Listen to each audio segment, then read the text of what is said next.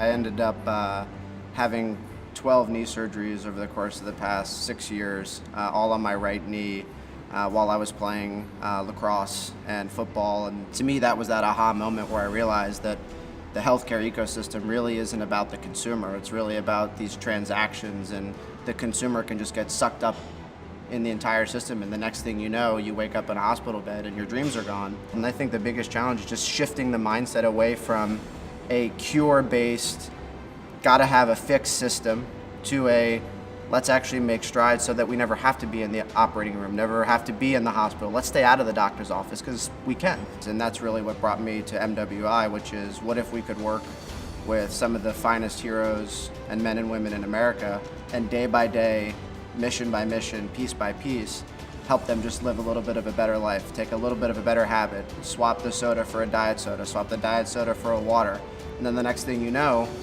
you change their lives and you change the world. One of the biggest health-related challenges in the US today is how do we think about behavior change, and how do we think about engaging in those little steps.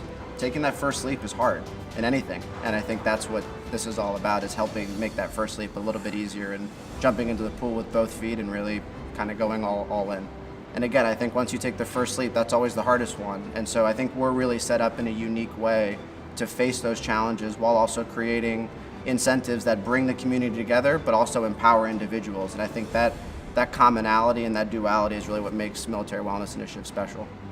I think MWI's goal is so important is because we really have the opportunity to bring a community together that starts with individuals, empowers those individuals to make better decisions, and connects the communities around them both locally and nationally eventually. And I think those goals are so powerful because healthcare at its core is very personal and very local, but at the same time, it's about bringing together the masses and bringing together this opportunity to celebrate change, to celebrate growth, to celebrate positive behavior. And Texas is an amazing place to begin, but like all great pilots, we're going to learn from it. And the point of the pilot is to learn and iterate, but ultimately we're already achieving the scale to build that fabric and build that community to tens of thousands of people. And I think that's what's really exciting, is taking the test ground, taking the test bed in pilot, and beginning to scale it across the country. As we're seeing thousands of people come in, when it starts to see 10,000, 100,000, a million people, that's where I see this going. And I think that Texas is the perfect place to start, but it is just the start. This is really about a national campaign that we want to bring people together and bring that empowerment front and center to anybody, anywhere, any state.